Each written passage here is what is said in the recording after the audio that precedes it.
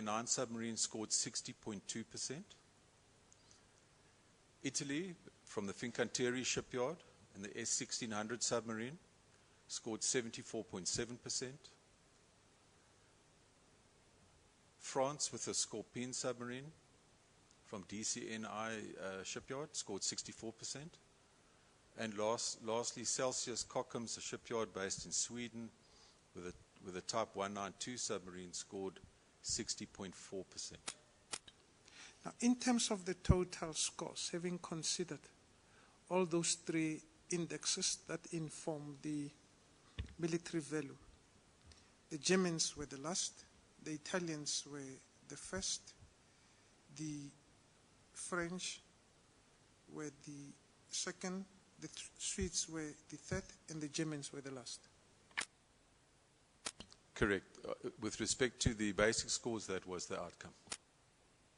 Now, what do you mean when you say these are the total scores?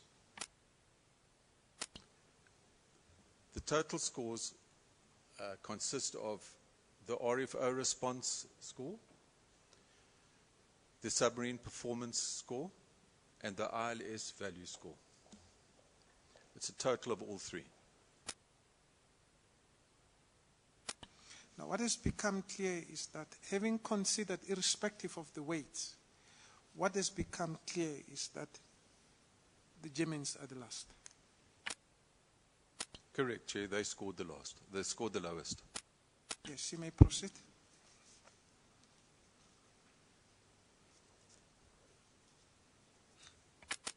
Chair, what I'm showing in this slide, I mentioned there are two key factors. The first is the submarine requirement, the Navy's functional requirement. And I pointed out that all four of the bidders met that requirement, albeit the GSE coming last. But they nevertheless met the specification. We now bring in, as a final step, we bring in the contract price. Now you can see there, I've got them in brackets. I'm sorry if the slide's unclear. Hopefully you can see it in your paper copy that's in front of you, Chair. You'll notice there that the German submarine consortium comes in at 4.3 billion rand. The next bidder would be Fincantieri, which comes in at 5.132 billion rand. The next one would be DCN, which comes in at 5.241%. And then lastly would be Celsius Kockums, which comes in at just over 5.5 billion rand. In terms of the normal evaluation process that Arms School would do, we would look at firstly, do we meet the Navy's requirements? We would then look at the price. And based on these results, as program manager, if I was going to make any recommendation to a higher or more senior body, I would recommend in a submission that the GSC gets selected based on the fact that they meet the Navy's requirements and they are 18% cheaper than their nearest rival. In rand terms, that amounts to 799 million rand. And on that basis, I would write a submission to my board of directors, if we were following the normal Arms Corps procedure, in which I'd make the following recommendation: that the GSC would be nominated as a preferred supplier. I would then request authorization to continue to enter into a negotiation phase with that said supplier so that I could negotiate a contract baseline. I just want to point out, if I may, Chair, that using that process, the normal Arms Corps process, I would have to approach the board of directors twice.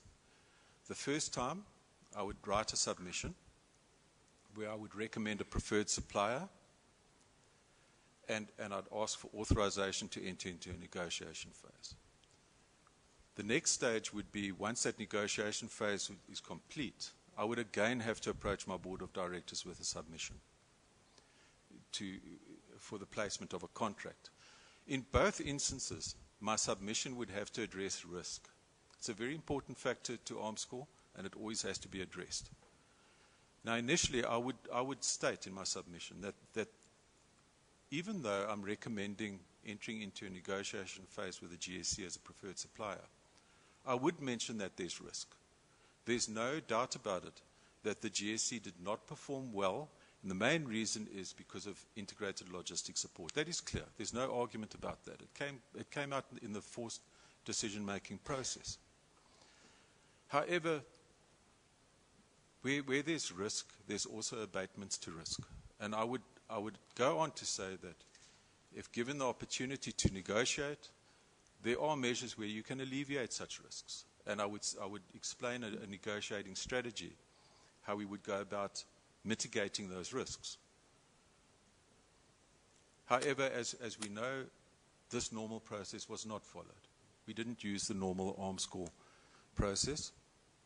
What followed next year was these basic scores were then taken up by the project officer, who compiled, together with Admiral Howell, compiled an RFO evaluation report in which the normalization took place of those scores so as to make them compatible with the other indices, i.e. the financing indice and the RP indices.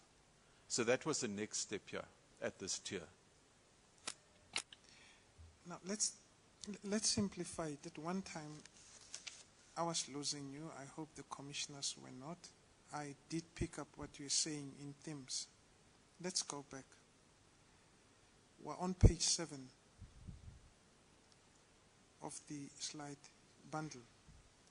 You said, if I was going to recommend, what do you mean? Chair, what I mean there is, after having completed the value system and arriving at these scores, after having seen that the GSC meets the requirements contained within the specification, I would then consider the prices. And it is clear that they are considerably less expensive than their rivals. And on that basis, I would recommend them as being nominated as a preferred supplier. Now, this means that we did not recommend. Am I right?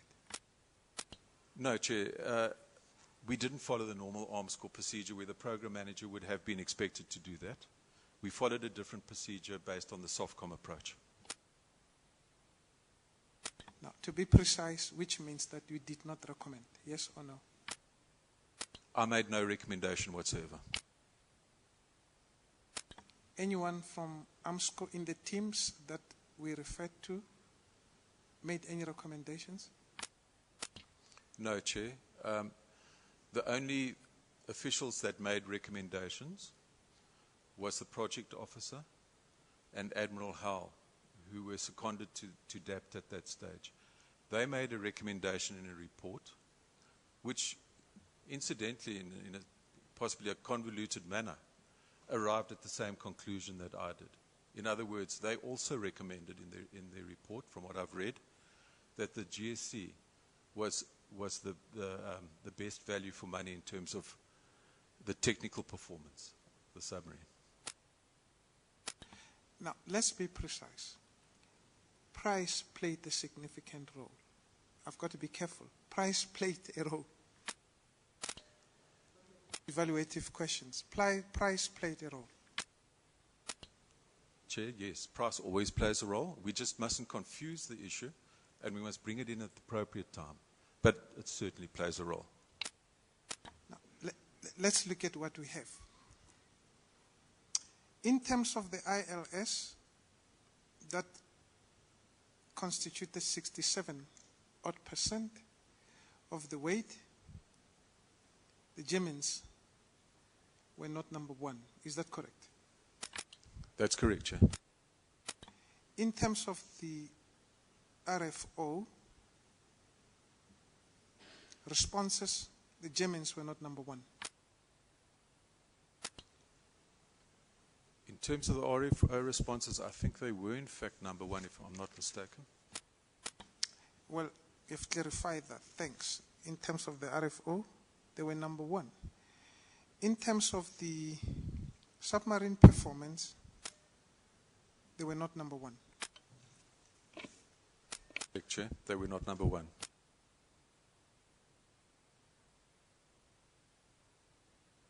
In terms of the overall performance, they were not number one. In fact, in terms of the overall performance, they came last.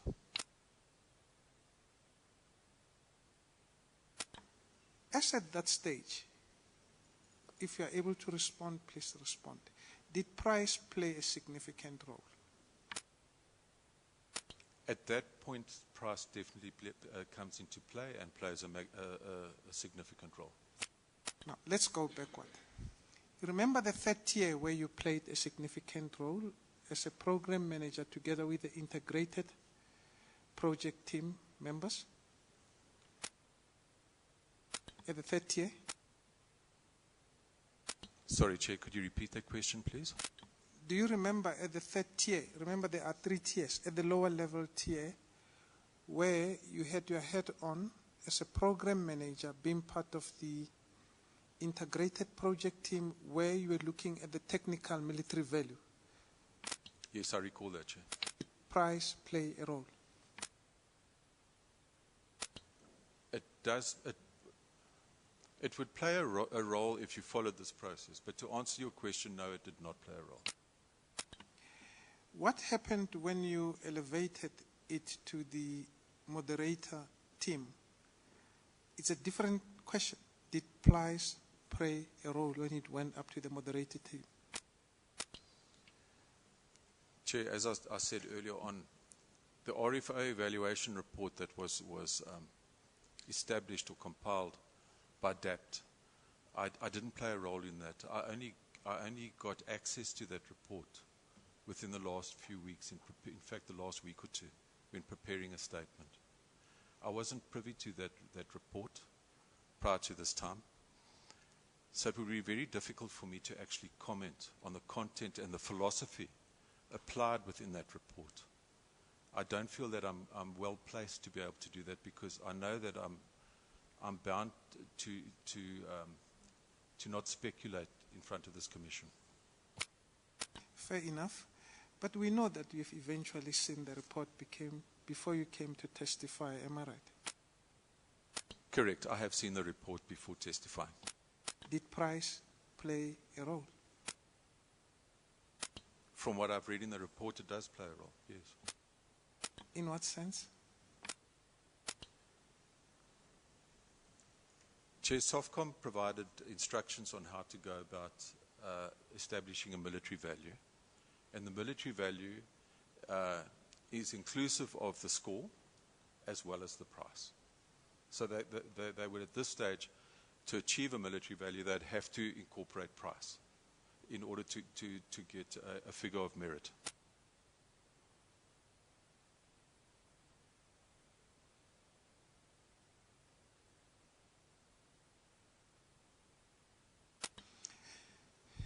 As at the time when you're testifying before the commission, are you aware of any other factors that played a role? No, Chair. Basically, at this point, after having arrived at the basic scores, my role in the selection process came to an end. What happened next was we received word that the German submarine consortium had been selected as a preferred supplier. I know that there were other selection processes in play, but we were working in silos, so I didn't know what the outcome of those were. So from my perspective, where I sat, it could have been any one of the 4 bids that won the overall competition.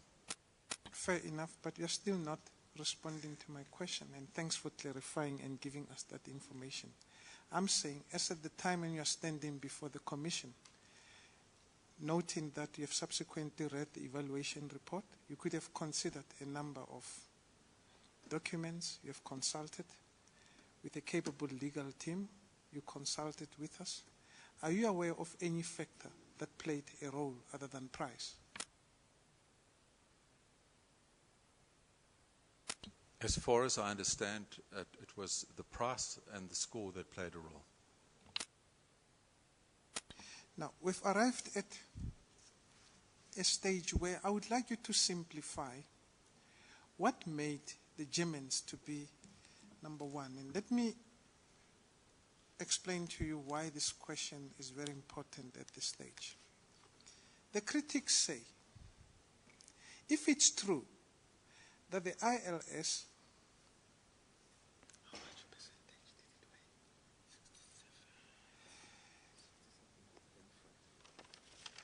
I beg your pardon, I've got to be precise. If it's true from the testimony that we've heard, from the documents that we've been referred to, that we took you through, that the ILS, Integrated Logistic Systems Evaluation, which constitutes 67.51%, played a significant role. The Germans would not have been number one. That is a correct statement. The ILS did play a significant role, and hence the Germans were not number one. To be precise, the critics say the Italians should have been number one. Yes, Chair, and I'd like to draw you to the value system once again. And indeed, you can see the Italians, Fincantieri, did score the highest, and that was largely due to their good performance in the ILS category. Now, before we part ways with this part of your testimony, I would like you to simplify to the Commission, because it is said something was done to push the Germans to be number one, other than that which you have demonstrated, which you have considered, which we have seen. We know that the total score did not favor them. Up to so far, we know that it's only the price that favored them. Now, I want you to demonstrate to the Commission, if you can, what's that which assisted the Germans to be number one, if you could simplify it by looking at this graph, and what ought to have happened.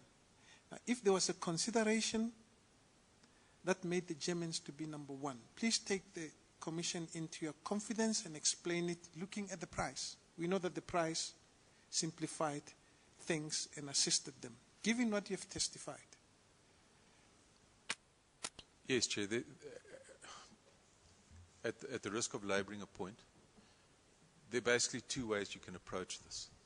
The first is considering the basic score, which meets the requirement of the Navy specification, and then you bring in the price, bearing in mind that Arms Corps' mandate is to provide the client, in this case the South African Navy, with a product that meets its specification and is best price. That is our job. Possibly oversimplifying it, but in a nutshell, that's what we do. That's why I would have had no hesitation in saying, right, the GSC meets the specification. Who's the cheapest? The GSC is. I wouldn't hesitate to recommend to my board of directors that they get nominated as a preferred supplier. We would be able to indicate to our clients, the Navy, that their specification has been fulfilled, which would be met. And in terms of the taxpayer, we would be able to show that we are spending the least amount of money in meeting this requirement. However, there was another approach, and that was Softcom approach. Softcom had to deal with a complex problem in that they were considering other indices over and above the military value. There was the indice of IP, industrial participation, and the industry of the financing. Now, you had to find a way of making all these values compatible so that you could include them all in one equation. And that's where the normalization process comes into play. So those are the two aspects that are in place. Now, let's simplify it and be specific with the price. Look at the prices. What's that which advantages the Germans in terms of price if you're to calculate the differences in rands and cents? Remember, you told us that the German offer was 4.333 billion rands. The offer of the Italians was 5.132 billion rands. The offer of the French was 5.241 billion rands, and the offer of the Swedes was 5.567 billion rands. Just to try and unpack and simplify the advantages in rands and cents. Basically, the price difference would go around primarily the ILS. The Germans didn't offer the same amount of spare parts, for instance, as the Italians did. So and then they would have been scored accordingly, as they were. So that would account to a large extent for price difference, and then also basically in the price for the submarines themselves. The GSC were more competitive with their pricing. It is true that as things stand here, the scope of supply differs.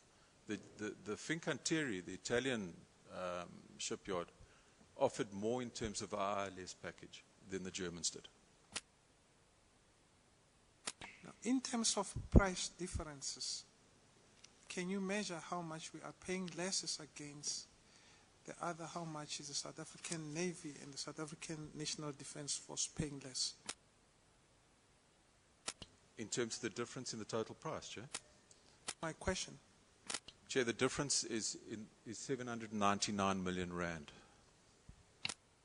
Between who and who? That would have been between the GSC and their nearest rival, Fincantieri. Fincantieri, as you can see, comes in at 5.132 billion, as opposed to the 4.33 billion offered by the GSC.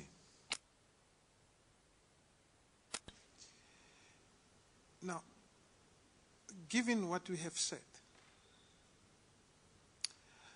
what are you saying about the fact that, irrespective of what is before the Commission, that which has become stubborn, that which you concede, in terms of the total price, in terms of the ILS, the RFO, we know that the Germans were ahead, but we can even look at the percentages, but we know that they were not ahead in other areas.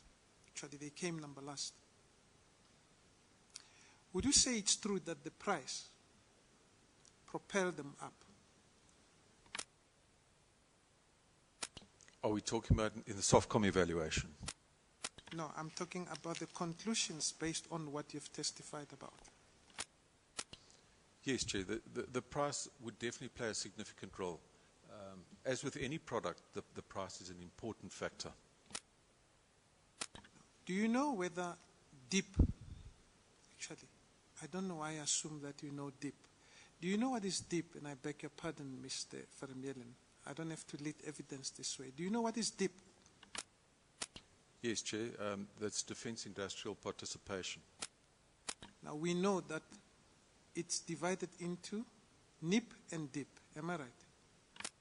No, Chair, if I could just correct you slightly. You have industrial participation, which consists of national industrial participation, handled by DTI. And it also consists of defence industrial participation. So under RP, industrial participation, you've got those two categories. Thanks for correcting me. Actually, I don't know, I'm preempting a testimony. There is industrial participation which is divided into NIP and DIP. Am I right? Correct, Chair. Now, are you able to talk to both, or are you able to talk to one? Chair, the only part of DIP that I can talk about, and I intend doing it later on in my statement, is you can also break DIP down as well. DIP is broken down into direct DIP, which is directly related to the submarine product in this case. And then you have DIP, which could impact any other application within the Defence Force. It could, for instance, impact ammunition for the Army as an example. So you have the two categories. You have DIP and direct DIP. And obviously I was interested in that direct DIP because that has a direct influence on the support of the submarine. I know that you mentioned that you're going to testify about DIP. You're not going to testify about NIP. Correct. I have no knowledge of the NIP whatsoever. Did DIP play a role in propelling the Germans up? I couldn't say. It would depend on the outcome of the DIP evaluation, and I didn't have privy to that information. As at the time when you are testifying, are you aware that DIP plays a role in propelling the Germans up or not? Are you aware or you're not aware? No, I'm not aware, Chair.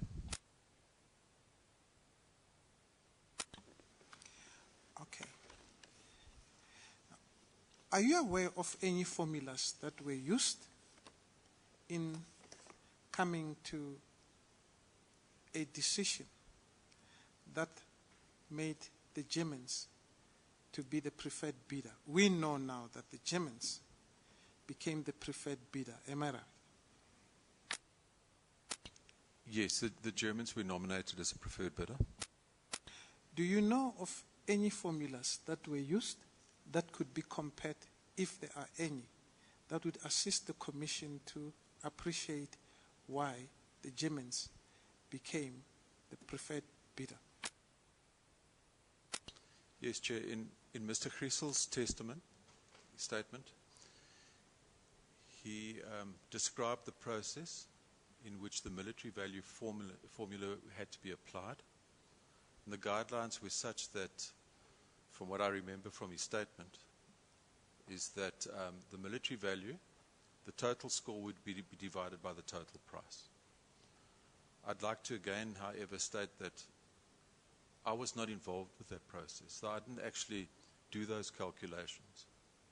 I merely arrived at the basic results reflected in that slide. I didn't attempt to do any normalization of those results. It wasn't asked of me, it wasn't required that I perform that function. That function was taken over within the DAPT.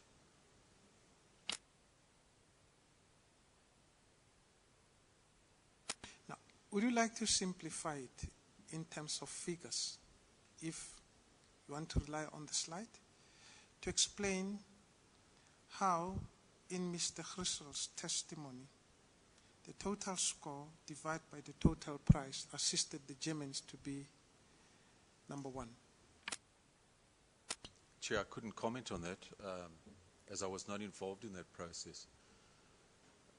I didn't actually formally take part in those computations.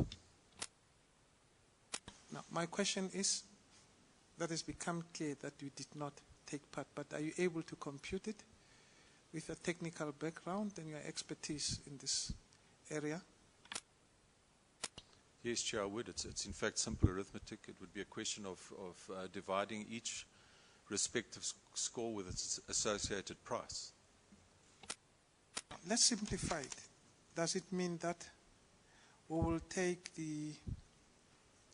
let's take the Germans. We will take the 60.20% total score they got and divide it by 4.333 billion rands. Am I right? That's correct, Chair. You would take each one of the bids and divide them by their respective prices. The one who scores the highest would then receive 100 points, according to Mr. Griesel's description. That would receive 100 points then. And the others would then be measured against the percentage of that winning score. Now, what does that mean again? It means, in as far as the Italians who are successful are concerned, would take 74.70% and divide it by 5.132 billion rands. That sounds logical, Chair. And the rest logically follows with the Swedes and the French. I concur with that, yes. This calculation, would it make the Germans number one? From what I understand, and you would have to do the sums, it would not in fact make them number one. I beg your pardon? I think if you had to do the sums, you would find that they would not be number one. Please assist me. I thought that you said that during Mr. Griesel's, we know that it's not you who said that. You said during Mr. Griesel's testimony, he said that the military value formula was applied, and in that formula you take the total score and divide it by the total price. That's correct. Now, my question is, unless you want us to test it, and if we could be certain that if we do it, the Germans would be number one. We don't have to do it, but it's evidence that must come before the Commission. Do you want us to try it? Chair, that would be up to the Commission. Before we even go there, is there another formula? And I like the fact that you mentioned that if you are to be involved, we know that you're not involved. How would you do it?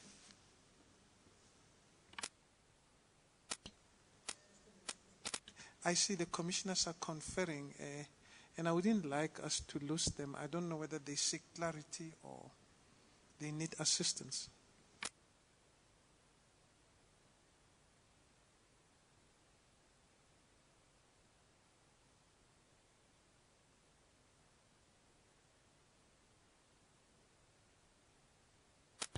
My colleague, I think, refreshes me. I don't have to be unfair to you. Let me understand. Are you saying that if we're to use that formula of Russell, the Germans wouldn't be number one, of taking the total score and dividing it by the total price? Chair, I would be speculating. I haven't done these calculations. I do have a fundamental problem with the recent questions I've received, in that, according to my understanding, I was requested to testify on my specific involvement in this procedure. I'd again like to reiterate that my involvement ended with the calculations of the basic scores for this value system. I did not attempt, and I was not required to take this a step further. So basically anyone sitting in this room can do those sums and come up with an answer.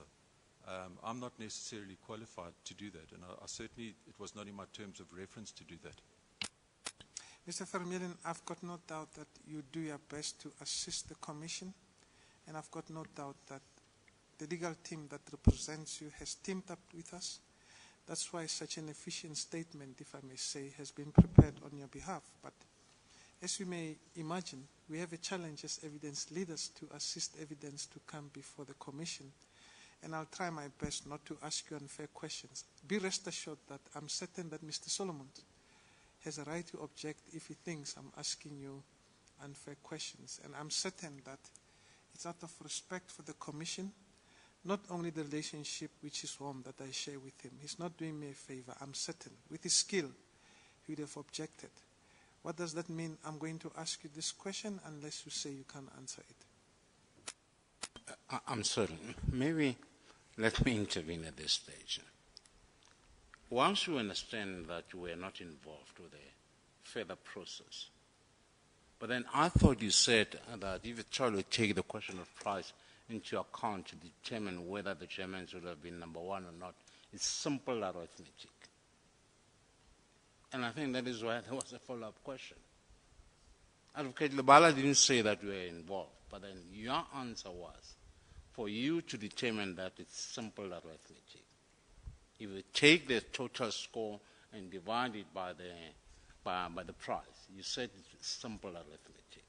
Now his follow-up question is, using that simple arithmetic, what are the results that you come up with? It doesn't say that you are involved. His question was premised on the fact that you know what Mr. Hilsel has said, and secondly then say that now if you take the price and divide it, if you take the total score and divide it by the price, will the Germans still be number one? And your answer was, this is simple arithmetic. Now use the simple arithmetic in order to answer that question. Thank you. Okay, Chair, it is simple arithmetic. I don't sit with a calculator in front of me. However, I can gauge that, having done that arithmetic, Fincantieri would more than likely, and perhaps somebody with a calculator can do these sums, they'll certainly do it better than I can in my head. They should arrive at a result. I understand and I respect the Commission in prompting me to try and answer these questions. I still feel that this particular question should be put to the appropriate people who were involved in this process. And they exist. These people are available, and they would be far better qualified to give a complete and comprehensive answer as to the philosophy used in arriving at a normalized score.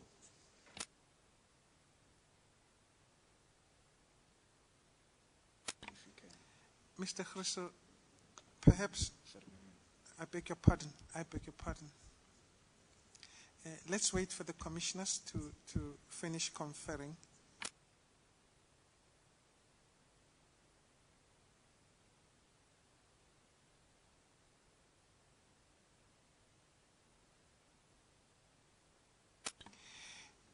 Could we park this question and we allow you to, I just want us to save time. I'll go on with other questions, and tomorrow you could take a calculator because it's a simple arithmetic formula. We acknowledge the following. Hence, we try to lead you to documentation that talks to other names, and the vernacular of the subject is clear, that there are other witnesses who can talk to these subjects, and they will come and explain. But we're just asking you from your expertise and experience that on this simple mathematical formula, are you able to tell us whether the Germans would be number one or not? And let's pack it for tomorrow. You could make a note of that. Chair, please don't think that I'm being uncooperative to this commission. I'm trying my best to provide as much information and evidence as possible regarding my role that I undertook during this process. However, I maintain and I don't understand why I would be expected to go and plug those results into a spreadsheet. Anybody can do that. You don't have to be a qualified submariner. You don't have to have experience in systems engineering. Anybody can do that. I don't quite understand why I would be requested to do this particular calculation. I'll tell you why, Mr. Vermeulen. I could go and do it, but I cannot testify. I'm bringing this evidence through you, and at the moment you are the witness better qualified, and that's my difficulty.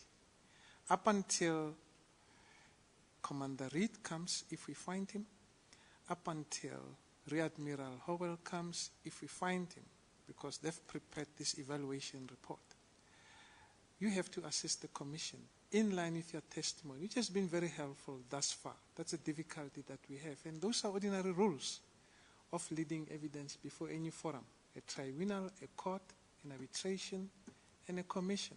Does that make sense? Yes, it does, Chair. I understand your point. I'll prepare a spreadsheet for you and show you the outcome based on the guidelines that Mr. Grissel presented to the Commission. And in all fairness to you, there's a reason why we took the Commission through the 3 tiers. We wanted to show the Commission where you cut off. True. We know that going up, you played no significant role. Remember, we asked a question.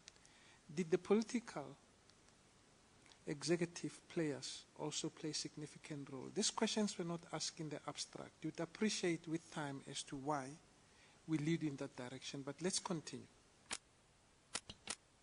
If you were to do it, now let's say you've got the AMSCO hat on, how would you do it? We know that Mr. Grissel told us that given the new developments that came in, and I think the policy, MOD 4 of 147 played a significant role in this regard. There were other players. There were political executive heads that played a role. A lot of things were happening. It was no longer a question of a non-cardinal project. It was a bigger project. The SDPPs were a big project. We demonstrated that.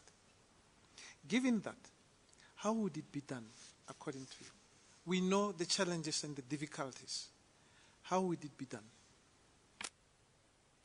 Within the guidelines of SOFCOM, it would,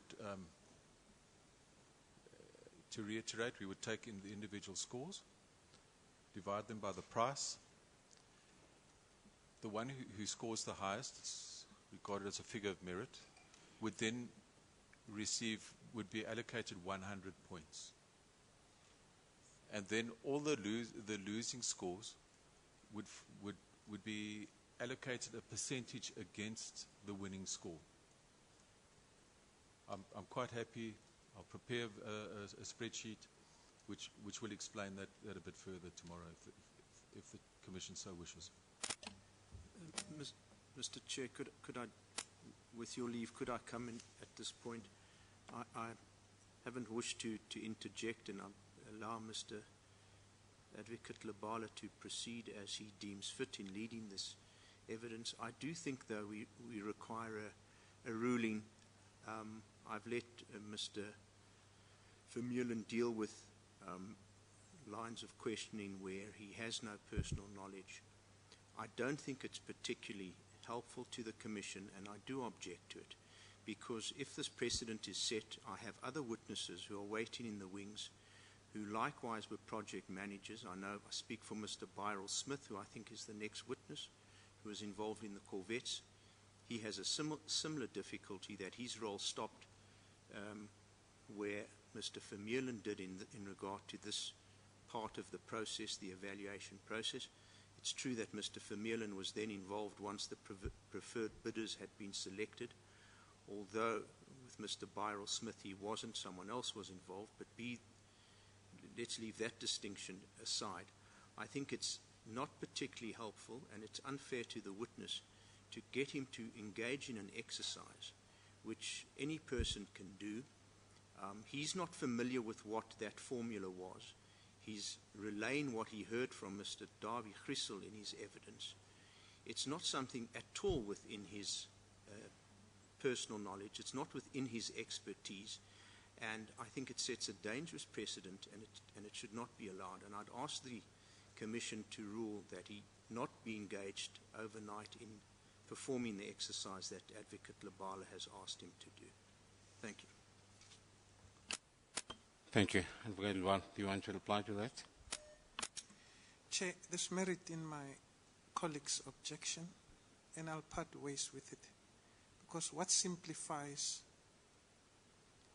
what we are seeking to achieve is what the witness has just told us now, that he prepared the slide in line with what he would have done, which means it would be easier for us to do the comparisons, and there could be incremental questions arising from what he says now lately. That, remember, calculations. Maybe let's get to next questions. Chair, I don't have to show the disposition of a bulldog tenacity, and I'm not. But this witness says, and I think my learned friend's objection is one thing. My learned friend says, as far as Christo's testimony on the total points, scores divided by price is concerned, please leave this witness alone. It's not fair. But this witness volunteers something which is very critical. This witness says, in as far as the individual scores and price, how it would have been done, or how AMSCO would have done it, he says he can testify about. Hence, and that evidence must come and land before the Commission, because it's very important. You'll understand that it could be used to compare that which, when the right witness come to testify about what Mr. Grissel said, is concerned. Let me go to what I said initially. Your colleague objected, and I thought you said that the objection is valid. If it's true the objection is valid, then I think that should be the end of the type of questions that you are asking. Can we get to the next questions? Thank you, Chair. We'll proceed to the next question. Thanks for your patience, Chair. We'll proceed to the next question.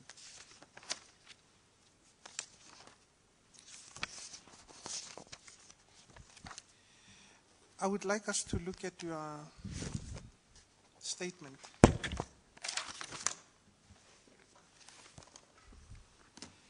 told him what the critics are going to say.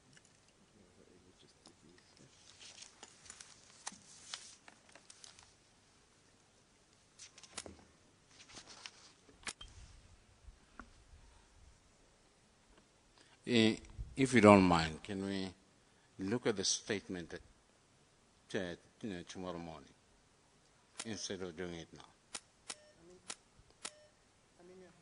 I see it's already 3:30. I will want to break at 3:30 because of logistical difficulties that we normally have when we knock off at 4 o'clock. Can we continue tomorrow with this witness? Thank you, Chair. Thank you. Will adjourn. All rise up.